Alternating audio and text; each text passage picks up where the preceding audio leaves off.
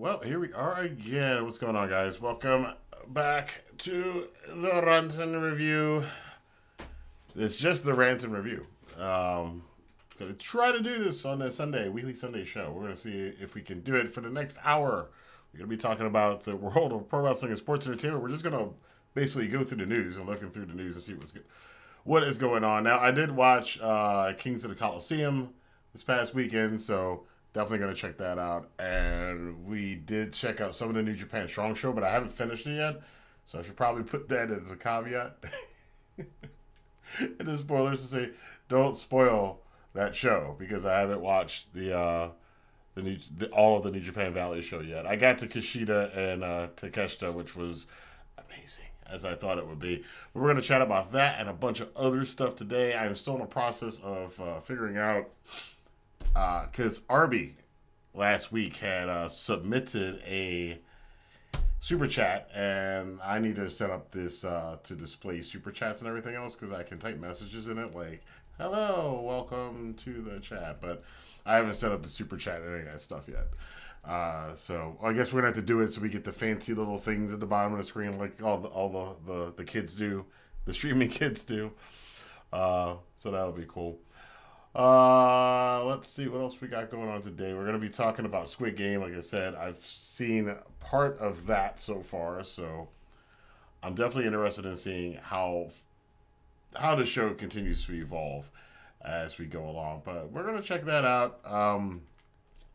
Play a couple little short videos here too, as I was searching today for stuff to talk about on the show today, and basically whatever you guys want to talk about. We are going to do this thing throughout the video, though. What are you guys' suggestions for a top 10 list? So if you have any top 10 lists that you want to suggest in the future, you can put them in the comment box, or if you're streaming or watching the stream, you can chat about them while we're doing this and setting this up today. So, yeah, this is the first thing that popped up. So when I came home last night, the Ravens won yesterday, by the way. They beat the Steelers in the playoffs. I'm very, very happy about that. Or the wild card in the playoffs. Very, very happy about that. Because it's been a long time. And it was a bit of a spanking. So, Lamar looked a little hurt last night, though. He got a knee in the back. So he's probably not feeling all that great today. But hopefully he's up and ready to go. I think we got the Texans next, But it was a great game last night. But then I came home, and then I was like, oh, yeah, there's an MLW show on. So I did check out the MLW show, and we got to see this. Matt Riddle. I caught the entire match, funny enough, because I didn't know if it was live or not. And I was like, oh, I wonder what's going on. I catch it right at the beginning, Matt Riddle and Kojima. It was a decent match. MLW's fun, because MLW changes so much over the years. It's different here and there. It doesn't look. It always looks different every time I watch one. So, but I checked out this match. It was a fun match. Riddle. It's hard to kind of form an opinion on him for myself, because I don't really. He's not like my favorite wrestler in the world. He looked like he had a lot of potential. I did give I think it was years ago, probably 7 or 8 years ago, I listed him as up-and-coming future star. Most people didn't know about him in the wrestling world. And he did become a star, and I think he flew too close to the sun and got cooked a little bit. But he's back now. He's the new MLW World Heavyweight Champion, beating Kojima last night. I did go back and watch the rest of the show. It was actually pretty good. I was actually going to watch the New Japan show last night. And I actually wound up catching more of going back and rewatching the MLW show as I went. But yeah, it was pretty good. He got let's see, make sure we can do this here. I'm gonna do it on X without the audio. There it is. Riddle getting the pin. 1, 2, 3. Wins the title. The funny thing is they put these sparklers up. What's going on, West now? They put these sparklers in there at the end of this, and they had to kind of tell them, like, turn off the sparklers. Because Kojima's still rolling around on the mat there. But Matt Riddle looks so happy. Bro, he is the champion again. Yes. he does win a world champion. I think this is his first. Was he NXT champion? Did he ever win? I don't think he won an NXT World Championship. So I think this is his first company title. Yeah, he hasn't been TNA champion, certainly not AEW or WWE, not New Japan. So I think this is his first company title, if I'm not mistaken. I could be wrong, but that was kind of cool for Matt Riddle to finally get some sort of recognition here. Damien asks, "Who wins the Royal Rumble?" Anytime Paul Heyman says this is not a spoiler, that usually is an indication. So I guess Roman's winning it. Although you got to look at carefully at what Heyman said, because he said this is the spoiler, but he said Roman's entering the Rumble hoping to win. So it's not necessarily that Roman's going to win the Royal Rumble and win the World Championship. Heyman's very careful with his words, so I think there's probably more there than what we know. So yeah.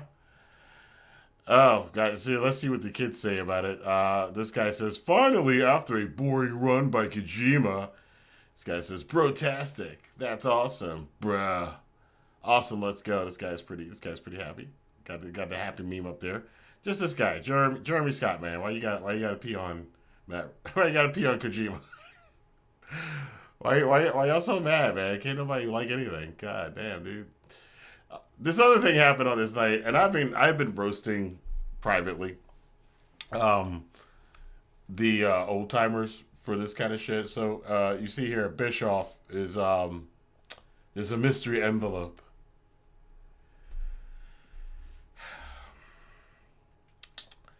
Eric Bischoff will continue working with Major League Wrestling. Bischoff appeared via satellite at the MLW Kings of Coliseum show this weekend, informing fans not to worry about what was in the envelope at MLW One Shot. The former WCW executive and WWE Hall of Fame legend was then announced for the upcoming MLW Super Fight 6 show scheduled for February the 8th. That's pretty much all there is. Oh, by the way, yes, Melina, there was this big story over the weekend that Melina was unresponsive, that nobody had heard from her, and she's in the wildfire zone. They have found, she's found safe. Melina is safe. She did not get consumed by the wildfires, so good to hear that. Because we already had a bunch of deaths already this year. So, anyway, back to the Bischoff thing. This is kind of a funny thing, because him and Dave Meltzer, geriatric infants, yelling at each other about wrestling. It's a video I'm concepting about doing. So there's like two sides of the wrestling, especially the old school wrestling group. There's like the nerds and the carny side. And I guess you would put Meltzer in the nerd side and Bischoff in the carny side. And the carny side is kind of like, this is all about a con.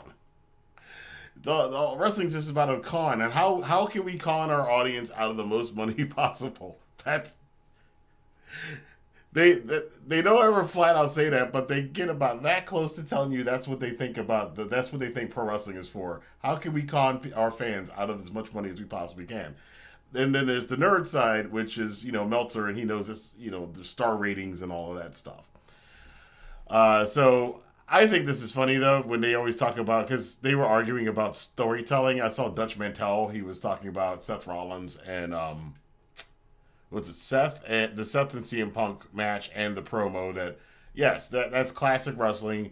You have a promo to get people into the match, but he's like, well, it's the story that's important. I had to break this to a lot of old timers, or call this out about a lot of old timers who were going on about the storytelling shit.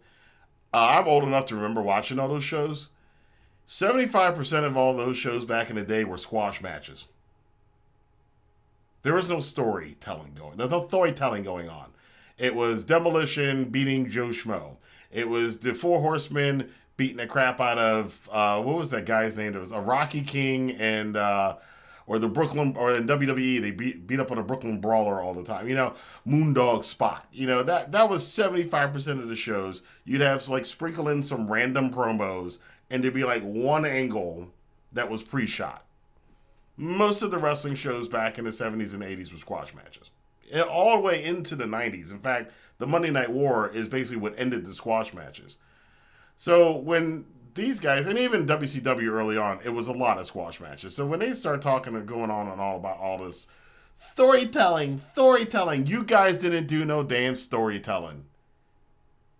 You had one or two good angles. You threw shit against the wall, hoped it would work.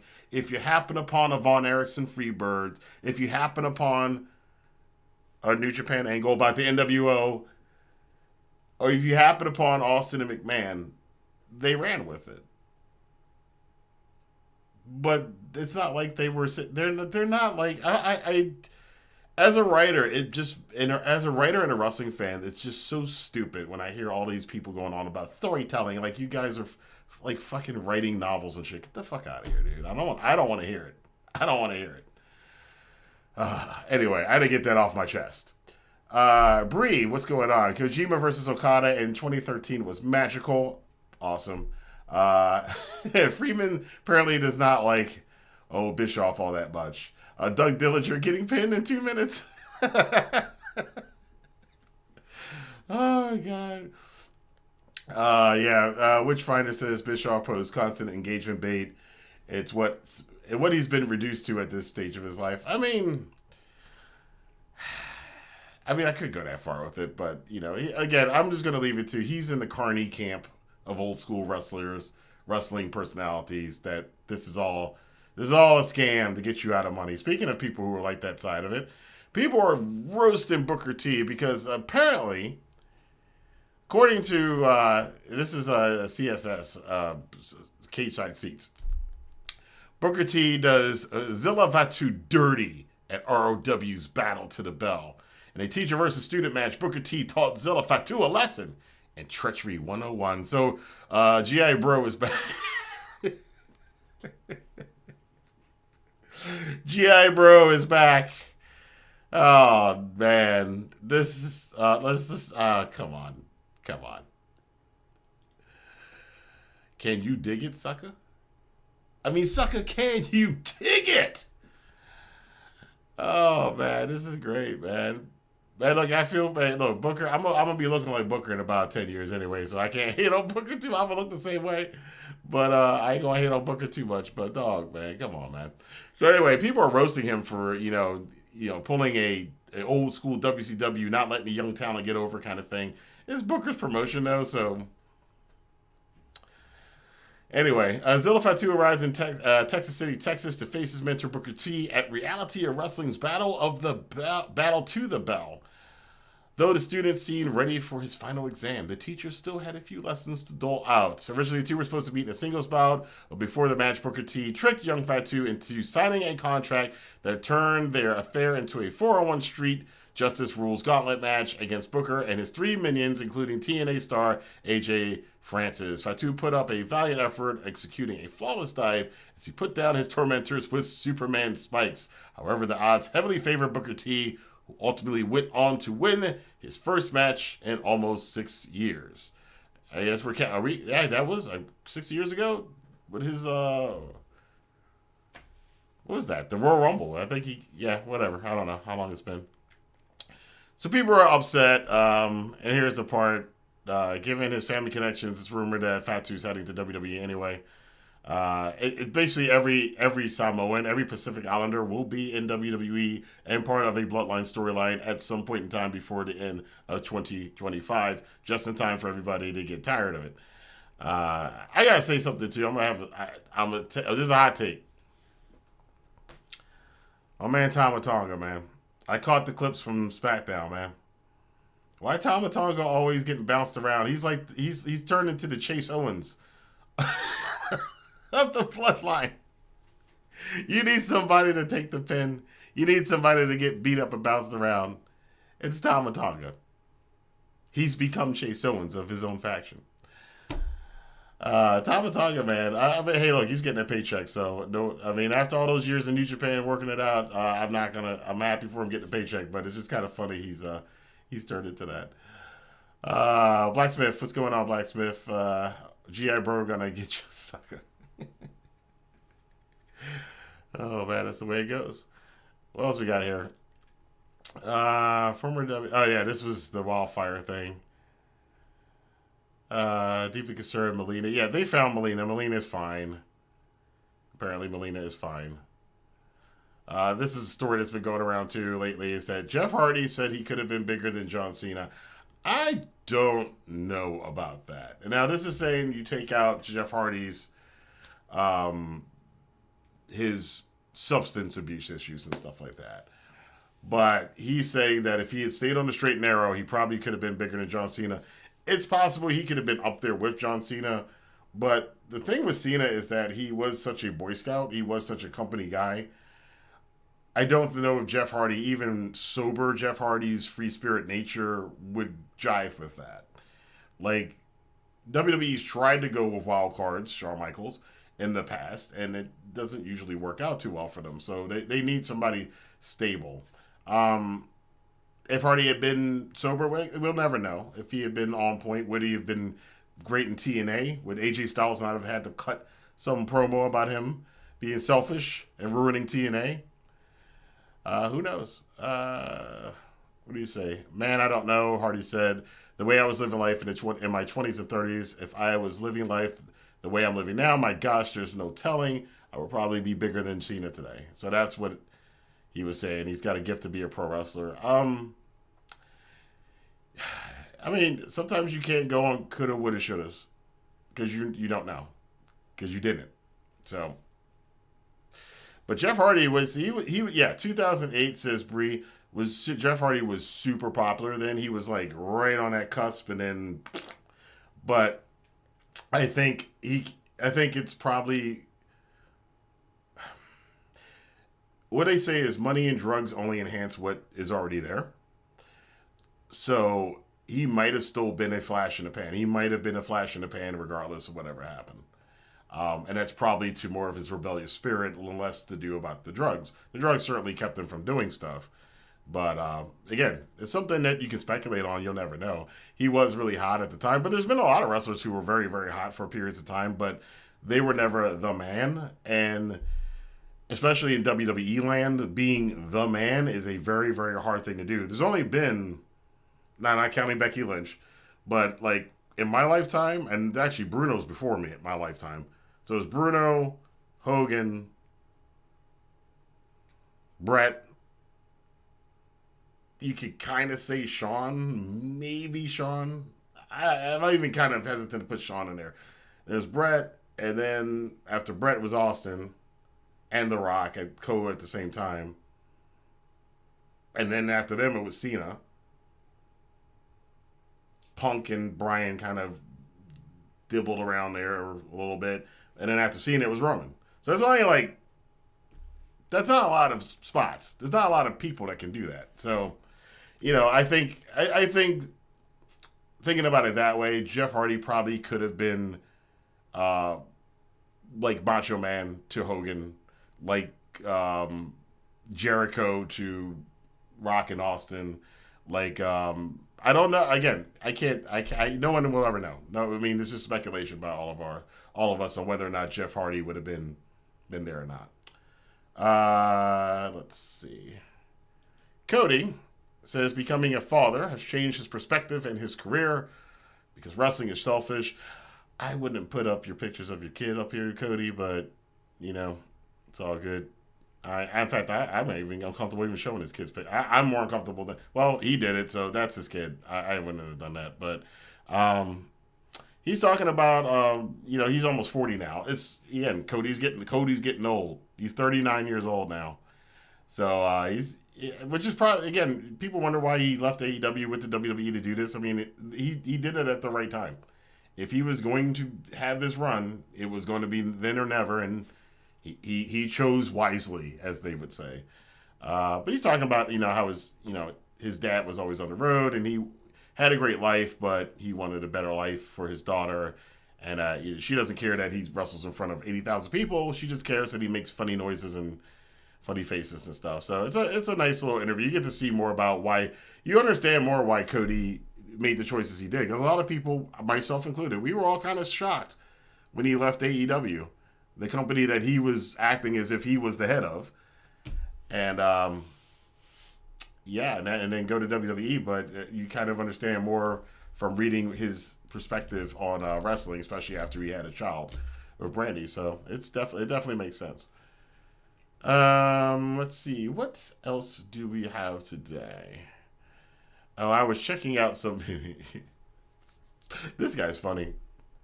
I forgot his name, but he's always got these. He's got the thumbnail thing down where he's always watching New Japan. He's watched AEW for the first time like 50 times, or at least that video keeps popping up all the time. Now he's watched New Japan for the first time, with the picture of a guy who's not in New Japan and the picture of a guy who's on his way to retirement in the thumbnail. So it is what it is. Still a mark. What is this? Oh, Stevie Richards. Triple H is still a mark for himself. Here's the proof. Okay.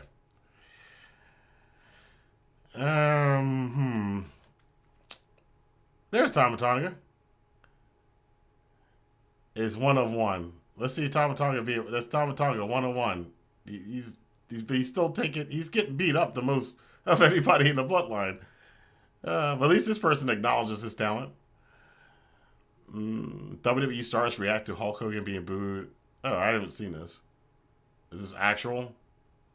Let's see if this is actually. Many wrestling stars have reacted to Hulk Hogan being badly booed by an entire arena at WWE Raw's Netflix premiere event. First up, John Cena said, "I think the important thing is that Raw's Netflix debut made an impact and it's got everyone talking. There's nothing worse than nobody talking." Next, The Rock said, "Booing makes the whole live atmosphere feel more fun, right? I guess you gotta do something bad to make people feel these emotions." I mean, come on now. Go away heat when we say it, we call it go away heat in the wrestling terms. It's called go away heat. Nobody wanted Hogan there. There's a difference between booing and having go away heat. It wasn't good. And I see a lot of people now are like, it's not because he was for Donald Trump. I was like, again, dude, it's Los Angeles. You had to put the fires were going on at this time, I think. The fires are still going on, but this is Hollywood. It was LA. It was a lot of celebrities. They are not fond of that. And a lot of people are like, well, Trump was on Undertaker's podcast. I was like, Undertaker's respect level is a lot higher. So people are like, so it's just the way it is with some people. Some people you're like, I can accept that. And then other people, because Hogan's got such a back catalog of so many crappy things, it's like, that's just another thing people are not going to like you for, especially in that town. So, But, everybody's going to think what they want to think. But I think this explanation, booing makes the whole live atmosphere feel more fun, right? That's not the kind of heat you want. That's go away heat. It's a different heat. Emotions. Next, Dave Bautista said, "I'm glad the fans did the right thing." The Undertaker. Now that totally is. Batista's so petty. That definitely was political because Batista is very, very, very political. So the fans did the right thing. That's awesome. Next, The Undertaker said, "I can't relate to this." And finally, wow. Mark Henry gave a statement to TMZ about it, saying, "With the social climate and the things he said and done and his lack of effort to try to fix it, people are going to come down on it. He never wanted to go forward and fix it, so that's what happens when you think everything is going to go away. It's not going to go away." Hulk Hogan's recent appearance on Monday Night Raw, timed to coincide with the show's Netflix premiere, has... Mark Henry actually was pretty spot on with that. The fact is Hogan never apologized for any of this stuff. Critics argue that the company's continued association with him, especially their sponsorship of his drinks brand, is unacceptable given his past controversy. Look, I'm sorry. Guys, come on. This is WWE. Do you think they care?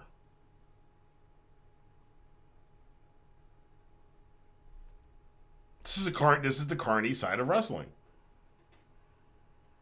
Vince would still be doing Vince stuff if it hasn't been as public as it was. And even at that, notice how much nobody wants to talk about that anymore. We spend all day long trashing the crap out of, whatever Tony Khan is tweeting today. But the Vince McMahon thing, we don't care. Oh man, You can spend all the time just bashing how bad the rest of the wrestling world is and making fun of people, but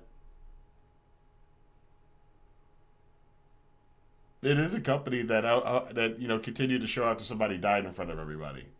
You think they're not going to continue a sponsorship if it's beneficial to them from Hulk Hogan because he's got controversial views and he's kind of really tarnished his legacy? They don't care. It's they say it's WWE is condoning his past actions. It's like, yeah, that's not that they condone it. They just don't care. What's up, Walls Money? How are you doing? Delayed Grat says Hulk Hogan is a well-known, well-documented POS who never fixed his public image. That's why he was booed. It's the two things can be true at the same time. It's a combination. Like I said, it's a combination of all of those things. It's all those things. Some people may just booed. Well, let's put it this way. He was booed for a variety of reasons by a variety of people. And I think it's all of the reasons. All of them are probably true for why he got booed. I haven't talked about this yet. Kenny came back. Here's this. I want to see. This is something I want to experiment on. Let me search AEW. Let me just type in AEW. Let's see what comes up with AEW. Malachi Black leaving. Let's see. AEW's got its own post. I want to see people talking about AEW though. We're still with the Shane McMahon.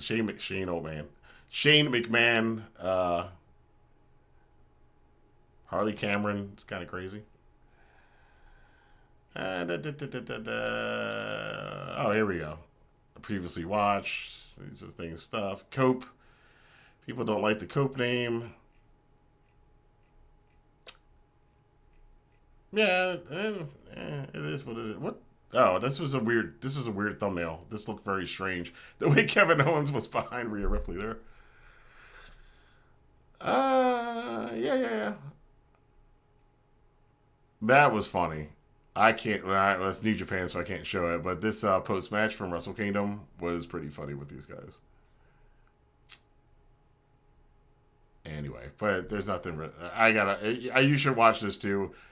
I am not the biggest fan of RJ City at all, but some of these AEWs are funny, and the one with the Rock and Roll Express is actually pretty funny. So if you guys get a chance, check that one out. Yeah. Oh, here we go. Sportskeeda. I think that's what it's called, right? I assumed that they were like a neutral wrestling site, but I see way too many thumbnails like this. Like, that's a bit. I mean, because there's a lot of them were just very negative. This angle, well, I'll take it back. This was 2 months ago. I was about to say, because that angle, when that angle happened with the new Elite and attacking Tony Khan, everybody was excited for it. At least they were doing something new and fresh, even though Tony took the punch badly. But that was like a nitpicking thing. They just never went anywhere it never went anywhere. I don't think they had a plan for it, which, is one of the things that people have always been kind of curious about. I want to see what comes. Let's failing. Look, it's even got on. Look at this. I love it. How AEW failed their fans. AEW failing. The real problem with AEW in 2024 is probably you. The rise and fall of AEW Dynamite. Ooh. Useless, idiot, disaster. Oh God, Johnny Somali. Well, he belongs in. We're going to talk about Johnny Somali someday on here. We're going to talk about it someday. I don't know why he's in that search result. 99 problems with AEW in 13 minutes. How Tony Khan is ruining AEW's homegrown stars. That's Sportskeeda again. Oh, of course, Jim Cornette and it's constant. Yeah, that's all funny. Is AEW having a midlife crisis at just 6 years old? Because look at the picture of John. AEW's year. Oh my goodness. Hey, there we are. Hey, that's us. We're showing up on there. Oh boy, we're gonna get in trouble. We're gonna get in trouble. I'm showing up. Why am I showing up under the results for AEW failing? This video's not about AEW failing. I guess because I'm talking about it right now, maybe. Ooh, yeah. I guess that would be it. This kind of stuff, this is the clickbaity kind of shit that, like, when they were doing it to it's the same people were doing it to WWE 6 years ago. And I said it then and I said it now. It's like, this is just to get people to look at you and just to watch. And they all say the same fucking shit over and over again. Honestly speaking, I said this last week about Raw on Netflix. The shows are all like 90% the same. WWE's production is just a lot better, and and the audience is in a different mindset. AEW's got its problems, but no different than any other wrestling company that I've ever seen, including the WWE. A lot of this stuff's just kind of excessive, in my opinion. Tony's got problems. He's definitely got problems with being too much of a fanboy sometimes, and it shows. But somebody's doing a better job with the booking. Like, Ricochet's stuff has been awesome. They've had a lot of good stuff over the last year. I just don't know. Look at this. Here's another one. AEW's failure from mainstream competitor to sideshow cringe fest. Again, I think people worry too much about AEW beating WWE. It's not. I think some people. Oh, there's my video again. I think some people spend too much time worried about this. Why it sucks to be an AEW fan now. Why are you showing Vince McMahon in this video? That's kind of scary. You pumping Vince over? I wouldn't be using him as a pump. They had one show canceled. So where did the fans go? Where did the fans go? It's the same 6,000 fans. The 600,000 fans that AEW lost. If you look at the numbers for WWE, it seems like WWE's gained about 600,000 fans. So I think there's like this group of fans that are very malleable and like they're going to follow the trend. So they're going, because it's not new people. It's not new people. I'm going to bring something up a little bit later about why I don't think it's new people, because it's just not good. Let's see. Now let me see. WWE failing. Let's see. 2019? Yeah. It's going to be, you're going to see, now if you look at, you're going to see the same shit. Botches and mistakes. There is like weird and all of this stuff. This wasn't supposed to happen. You'll see a lot of that kind of stuff from old Raws and how like, oh, they screwed up. Worst WWE result ever. Fail moments. Yeah. Why it's absolute trash. 2-7. Yeah. You know, it's just the way that it is. This is just the way wrestling. Dark times in WWE. You know, it's just the way wrestling goes. It's all clickbait. It's clickbait, but it does. I think the clickbait influences that 600,000 fans that are going, okay, New Japan's hot, we'll watch that. Okay, AEW's hot, we'll watch that. Okay, WWE's hot, we'll watch that. But you don't have to abandon all the other companies just because this one's hot. You don't have to abandon them and act like they're worse than they really are. AEW's not great right now, but it's not trash. I have seen far worse. There are currently far worse wrestling companies than what's going on in AEW right now. And New Japan's rebuilding, so, it's funny when you see this kind of stuff. When you go back and you look at older videos about WWE from the same time period, the headlines and the clickbait's all the same. It's funny. Delayed Grat says, actually, Rantin WWE's numbers haven't gone up as AEW's have gone down because those fans were not exclusive to WWE or AEW exclusive. I would disagree with that because they actually say so. You see them all the time on social media. In fact, I watched something from a guy today who was talking about, like, yeah, I used to be AEW diehard, but now I'm WWE diehard. But he was a WWE diehard. If you look at his post from 5 years ago, he was a WWE diehard back then. And then he jumped over to AEW, now he's back to WWE. And there's a lot of posts like that. It just happens. Will C says, Sportskeeda is heavy on the anti-AEW. Very dystopian BS. If it's clickbait, who are they baiting? Said delay. They're baiting that 600,000, or roughly 6. I'm just throwing that as a general number. But that group of fans who, unfortunately, this industry, because it's so much about wins and losses, it leans itself into somebody's got to win. It's either a win or loss. It can't be like, okay, I can do both. Like I posted something. Where's my post from this past weekend? I posted this the other day on X because I was doing market research for something else for somebody else regarding their romance novel. That's how we got here. That's how I got to this part.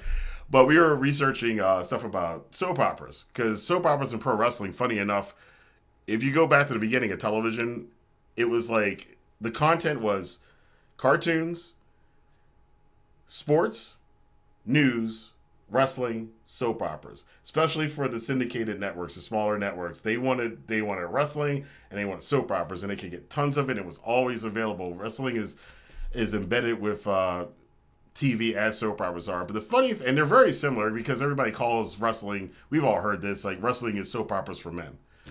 There's a reason for it because they are very similar. But I was looking at it and I'm like, it's funny, the soap operas, which is a dying genre. It definitely is a dying genre. I don't even remember anybody talking about them except for my mother and my ex-girlfriends who all still watch. That's a whole other story. I'll tell that story later because it's actually kind of a funny story. But I'm reading through what they're saying here, right? So this is like how soap opera people look at their shit with the ratings. And they say they have ratings. It's the same conversations we're having. It's like but different. Like the ratings aren't vital. The viewership isn't that crucial. And, ratings don't matter as much. They're talking, I don't know. And I'm going to mess up the acronyms for some of these shows because I don't know what they are. This person says ratings matter big time, but it's not the only thing that matters, but it's a big factor in whether or not a show stays on TV, blah, blah, blah, blah. And they don't see, a lot of it is them not, they say don't compare the shows. There's no point in comparing, I guess, I don't know why Y&R is, I don't know what B&B is. I know GH because my mom watches General Hospital. So I guess this General Hospital ratings compared to these other shows isn't really that relevant either. It's whether the ratings for General Hospital are high enough for ABC's liking, which is the same thing the same thing we say for about AEW. It's like, it doesn't matter what AEW's ratings are compared to WWE's.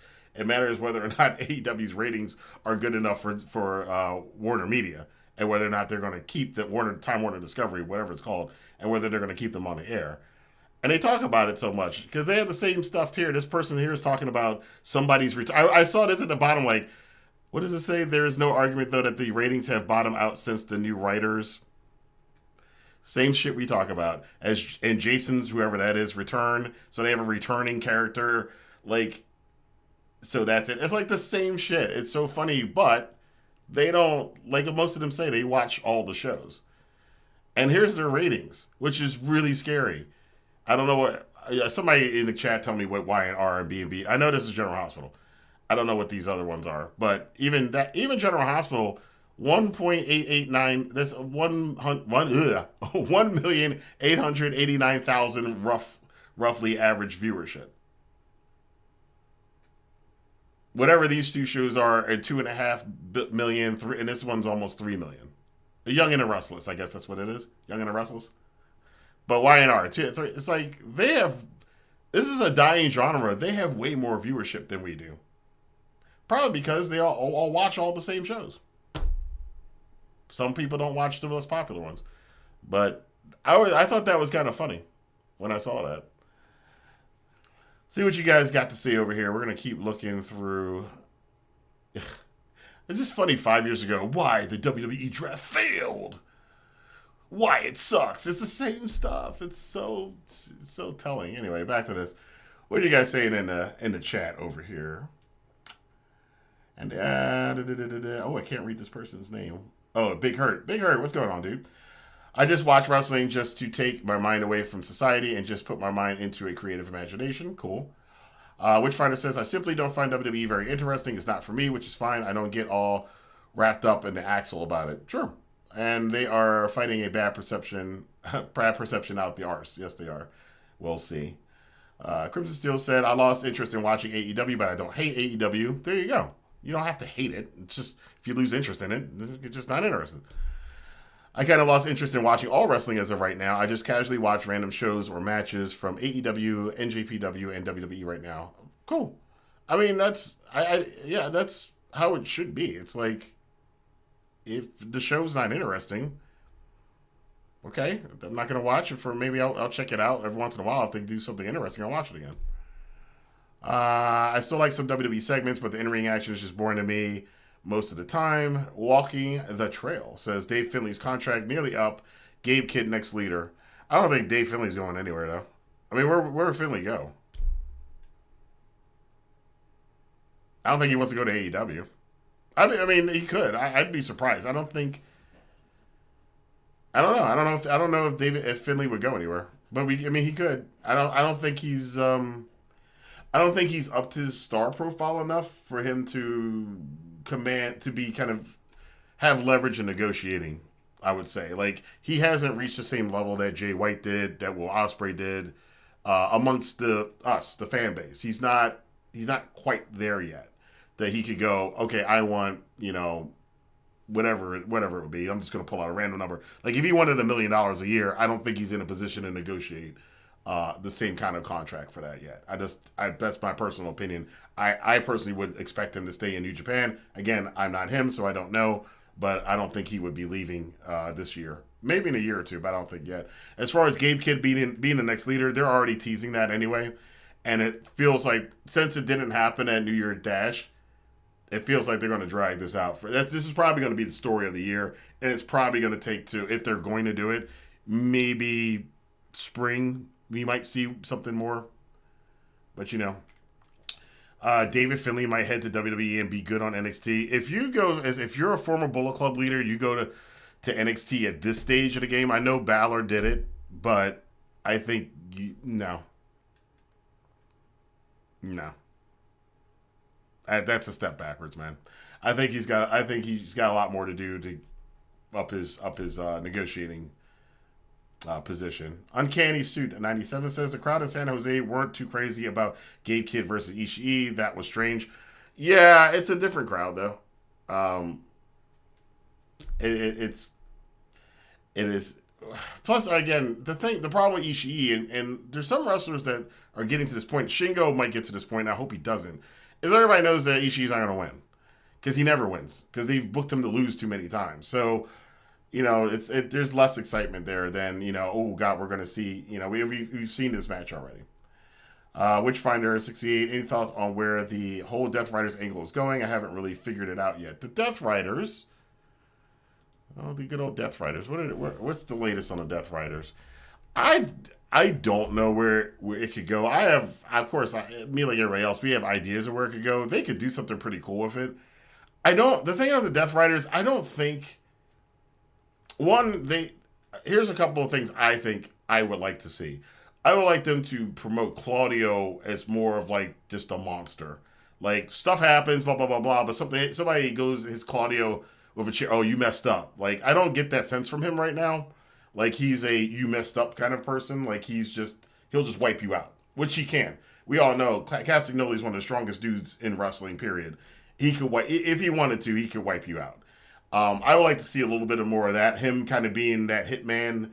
Clean. I mean, they've alluded to it, but it's more of him smashing people with chairs and, doing the Pillmanizing people as opposed to him just raw, which he is, raw, strong, being able to, like, knock you out, I'll give you an uppercut, you're done. I'll throw you out the ring, you're done. Like, I would like to see that more from Claudio to give it a little bit of character to the Death Riders, because it's kind of like Moxley and his followers, and they don't have their personalities aren't coming out, and Pac is not there enough to kind of like you got to start giving them their own little personalities. They started it with Wheeler Yuta. Yuta and Jay White are having a feud right now, which I like the way that they did that.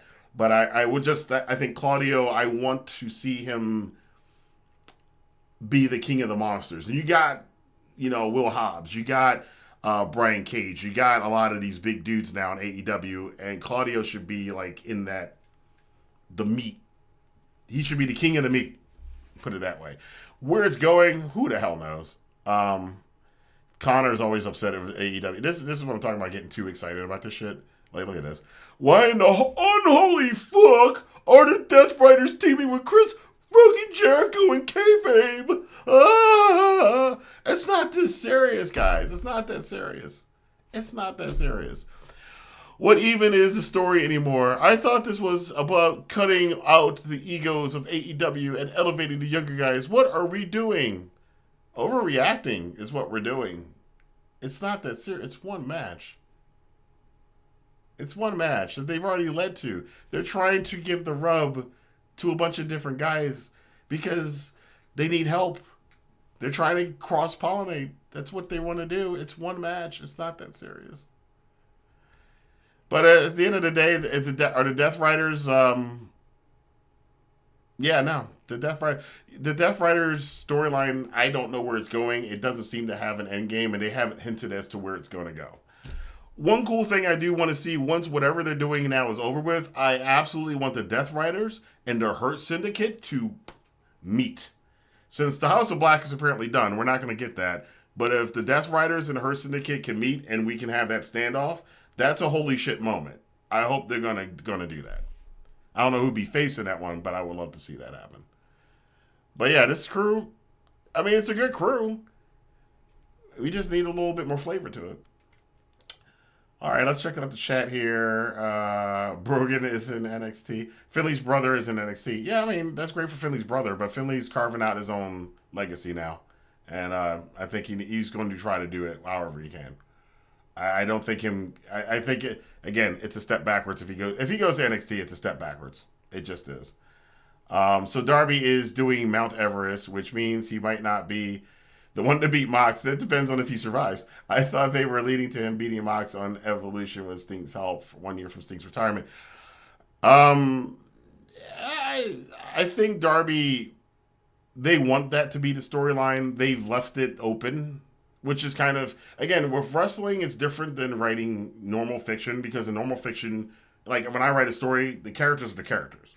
And I don't have to worry about them climbing Mount Everest and not being able to use them. With wrestling, sometimes they have to book things and leave it open. So maybe down the line we can do this, especially if the guy's going to go skiing or climbing Mount Everest, or you never know what'll happen to people. Sometimes they do it because guys are, they don't know if a guy has signed a new contract or not yet.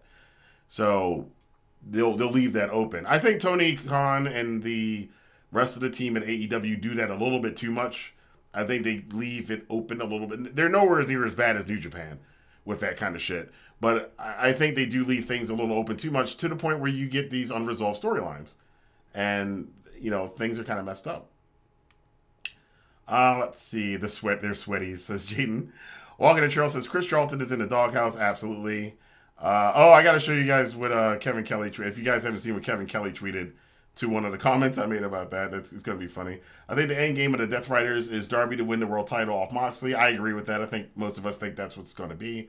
They might switch it to Omega now. You could switch it to Kenny Omega because Mox and Omega, remember the very first pay-per-view, the final battle came down between Mox and Omega, so we could tie it back to one of the original feuds. And it's been several years since those guys feuded. And it might have to come down to Kenny Omega. It might be Kenny Omega is the only guy who can take out Jon Moxley, which,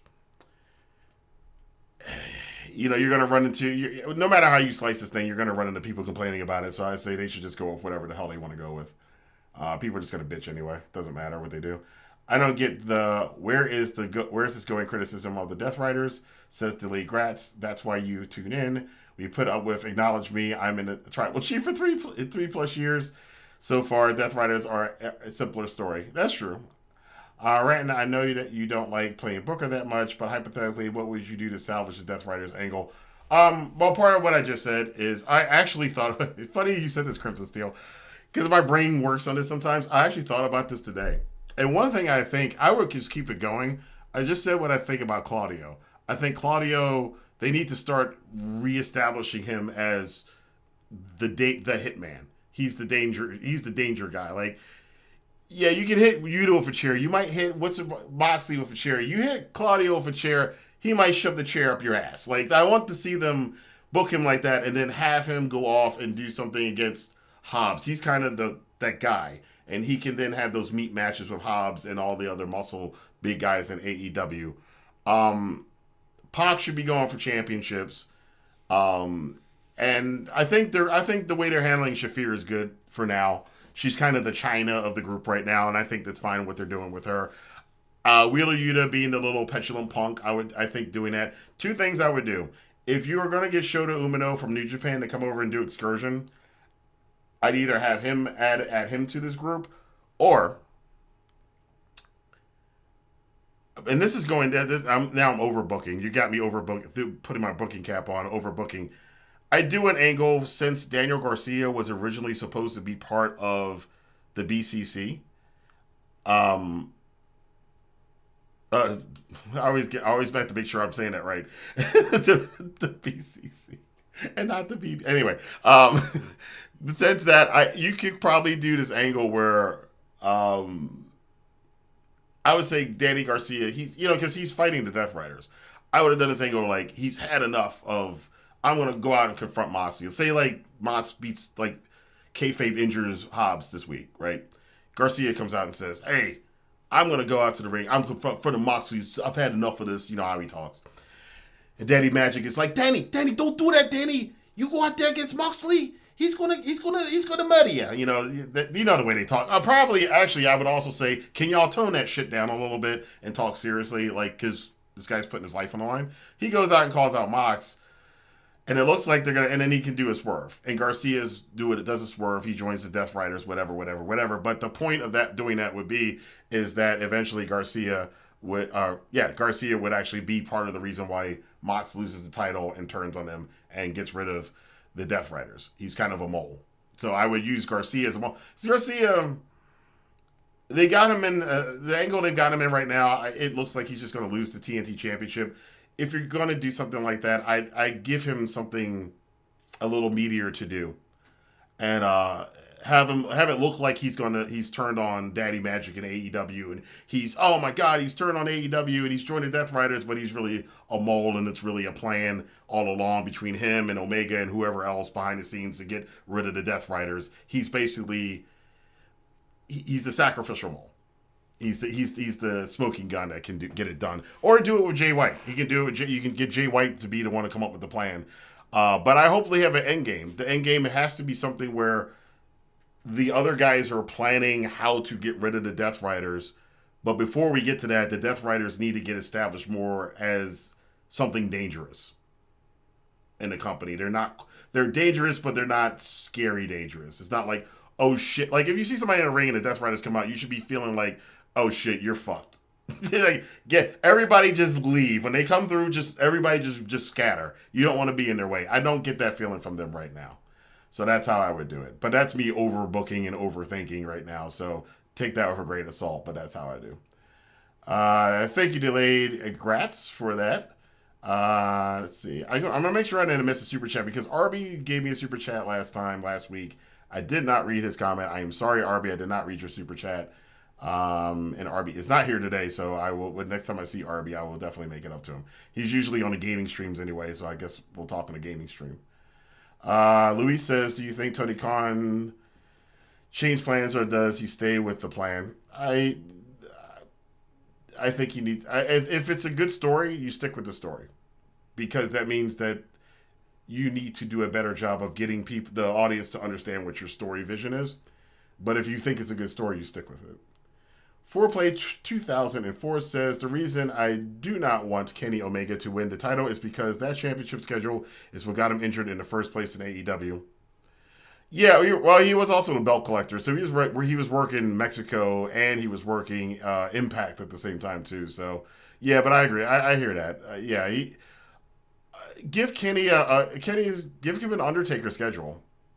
You know, you can operate. There's a way to operate with these guys, preserve their bodies, and not have them. You know, they had to do that in New Japan, and we see like that entire generation from New Japan: Tanahashi, Naito, Omega, Okada. Okada's the only one, and he's banged up, but we just don't see it as much. Okada's the only. This is only 7 years ago. Okada's the only one who looks like he's not going to be crippled when he's 60 right now. So there is something to be said for that. We're going to skip a couple. How much time we got left? We got 5 minutes left. So 5 minutes left. I'm going to take down in the chat, if you guys have a top 10 list that you want me to cover, list your top 10s either in the comment box below or in the live chat. The best idea that I see for a top 10 list, I will make that a top 10 list as a regular video this week. This week I do have a video you guys will be interested in. I just finished editing it today. It's about who the next big four are in New Japan. It's really good. I actually like this video because 3 of them I think we know, but there's a question mark about the 4th one. And I speculate a little bit about who I think the 4th of the next big 4 are going to be in New Japan. But it's a cool topic of interest because I haven't seen anybody talk about this. But I do think at this point in time, especially after Wrestle Dynasty and Wrestle Kingdom, we can kind of see who the next big 3 are, at least in the big 4. It's gonna take some time.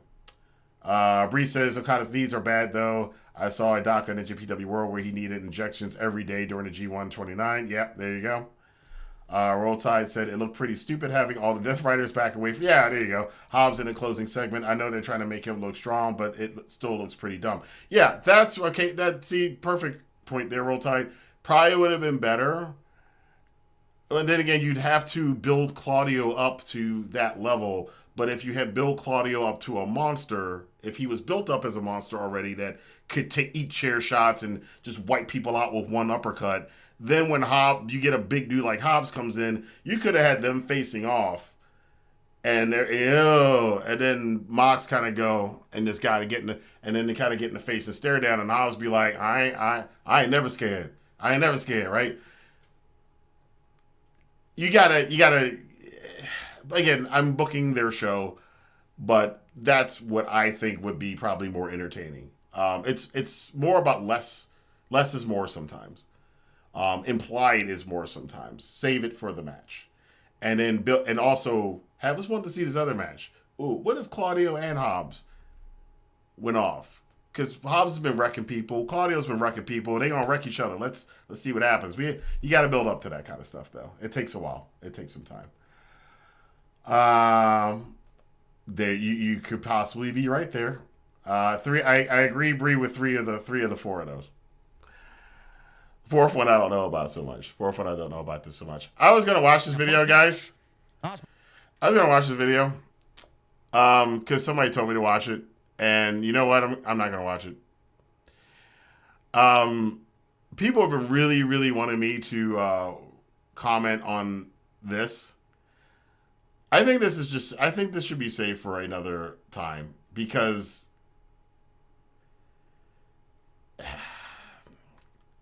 the thumbnail for it was about Malachi escaping prison. This is an explosive rant on the return of Kenny Omega. He can't save AEW. A lot of people are picking on JD because JD was a big rah-rah. I mean, I don't watch the show that much anymore. I remember he was a big rah-rah WWE fan back in the day.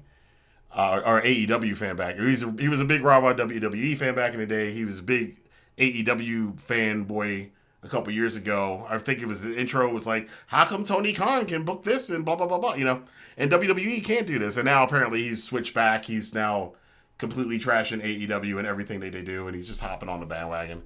I don't know. I don't really care.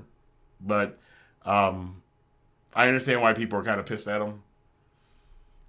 I mean, I have my problems with New Japan, and even though New Japan is not as good as it was 5 years ago, I'm not going to, go out of my way to make trashy thumbnails like, oh, New Japan is out of 10. The worst one I ever did was when Okada left, and I did a thumbnail with Okada's head on a nail, and was like, is this the last nail in the coffin, Okada leaving New Japan? But I'm not going to, the G1 Climax, booked terribly, it's going in, I don't need to do that. You don't need to do that. You don't need to do it. I mean, but again, this isn't what I do for a living. So, there you go. Oh my God. I opened a can of worms up on that one. Sorry, guys. Delayed Grats, good one. Top 10 NWO moments. I like that. Candy says top 10 G1 matches of the last decade. That's a good one. Top 10 death matches. These are good ones. All right, cool. But then I said JD, and then you got, oh my God. I'm sorry, JD. I have nothing against JD. I have noticed the clickbaity nature of the thumbnails though, so I did. People have been asking me to talk about it, so I figured I don't know what to say. It's the same as this shit, right? This is wrestling YouTube, and it affects a portion of the wrestling community, but it's enough to sway an audience though. It is enough to sway an audience. We've seen that. You see that all the time. We'll see. JD is has bitter X energy. Well, I hope Malachi does well in WWE, though. Yeah, I mean, Malachi going back and teaming up with Punk and getting thrown into that whole thing, I think it'd be pretty cool. If he's back as Aleister Black and he's teaming up with Punk and they get to do something, they can both get to sit cross-legged on the ground. That'd be great. Yeah.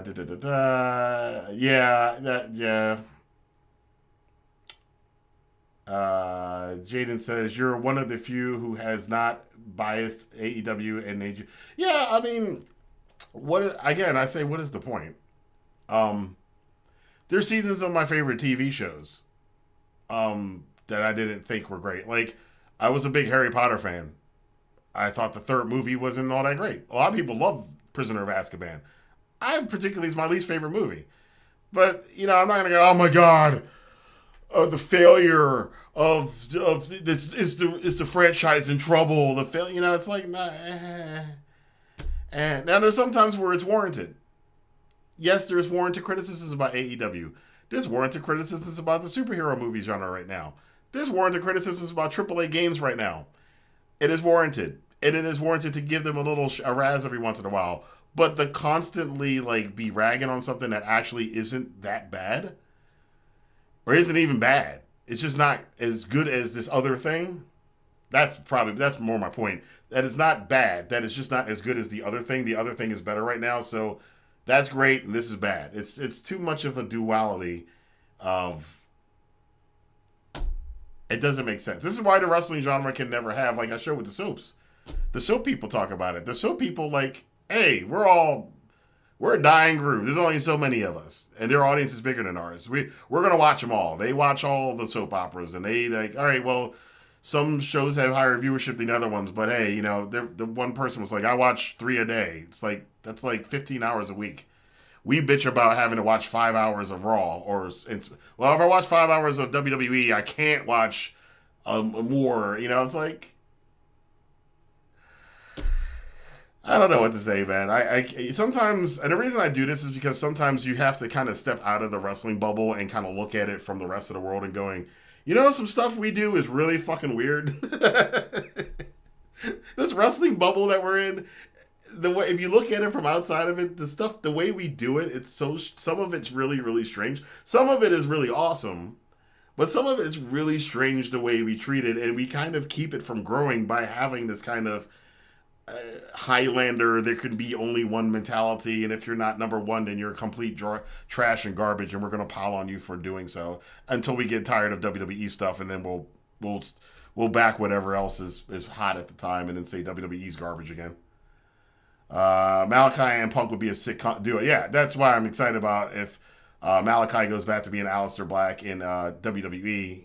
That him and Punk in WWE, that'd be a pretty cool combo. Uncanny Suit 97. Yeah, he agrees with Bree. I can't believe Okada left and didn't put over any of these stars. They really dropped the whole angry old Okada versus the Young Lions, which is a storyline they can bring back. They can bring that back. Okada is still... Next week, we're going to have to talk more about the New Japan thing in AEW, Chris Charlton and all that stuff. Oh, I was going to show you guys that too. But they can't, the thing supposedly about Okada and Jay White and Will Ospreay going to AEW is that since AEW has a partnership with New Japan, it doesn't mean that they're gone forever. However, we still have yet to see a lot of those guys go back. It took 6 years for the Young Bucks to finally go back. So, but, and they said they might not ever go back again because of the crowd. I don't know. I'm not even going to speculate as to why, but they may have just been joking. But my point is that you can still do that storyline. Okada can go back and do that storyline. They could send somebody. It could be, in fact, that should be the storyline. If they're not going to do something else for Forbidden Door, they could bring that back and just, why are these guys coming over from New Japan to AEW? Well, they still got a beef with Okada. You could do that story. It's a simple story that a lot of people would understand. The casual fan would understand. Oh, here's Okada. We know he's from New Japan. Oh, there's 4 dudes from New Japan who are mad at him, and they're coming to whoop his ass. That's a story. That's a simple storyline. You can do that for Forbidden Door. So they can always check it out. Yeah, Jayden says, yeah, you post as a hobby and act like a normal fan and not as sweaty. A lot of these YouTube maximize clicks. Yeah, true. Not sure if you caught my last message, but I think this is from Crimson Steel. I think top 10 NWA matches of all time in the Jim Crockett era. Yeah, that's a good one too. Yeah, that's a good one too. That would be a hard one to do because Crockett from 94 to 98 was chef's kiss amazing. And that was at a time when you could do that. That was the last time I remember we were able to have like two wrestling brands because at that time the wrestling audience was kind of split. It was like the NWA appealed to the wrestling audience pre-Vince, which was a lot more working class. And that's why there were a lot of monster trucks and NASCAR tie-ins. Back in those days, you would never see that today in wrestling. You're not gonna see any monster. You're not gonna see monster truck and NASCAR tie-ins with WWE or AEW anytime soon. That's not gonna happen. But back in the day, there was that group of wrestling fans, and then there was the WWE side of wrestling fans, which was more family oriented, more about kids. And during the '80s, you could have WWF did its thing. Crockett did its thing. These guys made a lot of money. These guys made a lot of money. In fact, a lot of guys that went over from Crockett in '89, it's like Ronnie Garvin, Barry Windham went back and forth. Of course, Dusty, the Steiners, the Road Warriors. Oh, if you notice back that at that time, guys left the NWA when Crockett messed up and Turner took over. They went to the WWF for like a year and a half, and then they went right back to WCW. Like almost all of them went right back. So, because at that time, you could do that. Nowadays, you'd be hard pressed to. I don't think too many people leaving AEW going to WWE now are probably ever going back to AEW unless something drastic happens. And that's just the state of the wrestling business right now. I think that's pretty much it. Yeah, we're good. All right, guys. So I am going to show you this last little piece here. Where the hell am I? Oh, here it goes. I tweeted this out. I kind of want Chris Charlton and real Kevin Kelly to be a team broadcasting New Japan again, just for the low-key shade they throw at AEW, purely for the sake of chaos. Now, this is a fun post going, ha ha ha. It'd be funny just to see the chaos emerge, because this is what wrestling does. Of the people that retweeted this and requoted it was Kevin Kelly, who said, "We used to all the time, allegedly. Best to probably ignore them in hopes they go away." Wow. Yeah, you can. Yeah. And some of his, yeah, and you look at the replies. This one guy says, "Agreed, Kevin. The company has been a huge cancer in a lot of ways, simply because of its owner. You and Chris have been pure gold to this industry, and we greatly appreciate everything you've done. The partnership is the worst thing to happen in pro wrestling in a long time." That's a bit much. There have been far worse things that have happened. That's a bit much. It severely hurt New Japan. Yeah, New Japan also hurt itself too. Two things can be true at the same time. It hasn't benefited them in any way. It really has. That's part of true. The partnership really hasn't benefited New Japan all that much. This person added me on this one. I guess they're a follower of mine. So yeah, that's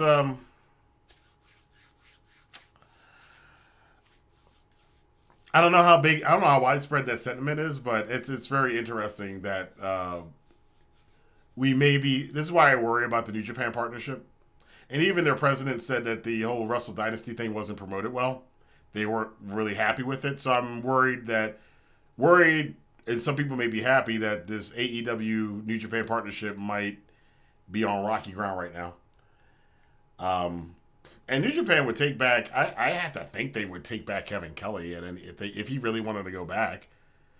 I mean, I feel bad for Walker Stewart, but New Japan, for me, you're not going to beat Kevin Kelly and Don Callis and Chris Charlton. Is Chris Charlton and Kevin Kelly, Chris Charlton, Kevin Kelly, and Don Callis, and Kevin Kelly and Don Callis. Those are the combinations I think were the best for English commentary for New Japan. I don't think you're going to beat that combination with anything else they got. So, yeah.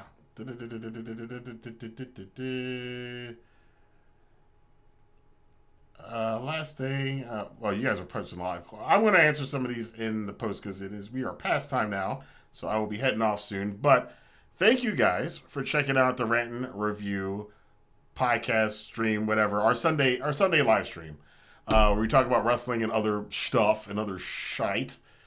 And get a sense of what's going on in the wrestling world. But until next time, I will be back next week. I have talked to some guests, so I think we're going to try to organize some guest times. People did say that they'd be willing to do the show, so I may get some guests on in the future once I can set it all up and get the stuff set up. And I'm going to set up the super chat. I will set up the super chat. If somebody sent me a super chat, I apologize if I haven't read it because the system doesn't notify me right now. I got to set that up for next week. But thank you guys for that. And until the Doki Choki. Yes. Until next time, I will see you guys here for more news, rumors, and live streaming, talking about wrestling in the silly, fun, wonderful, stupid, backwards, brilliantly awesome world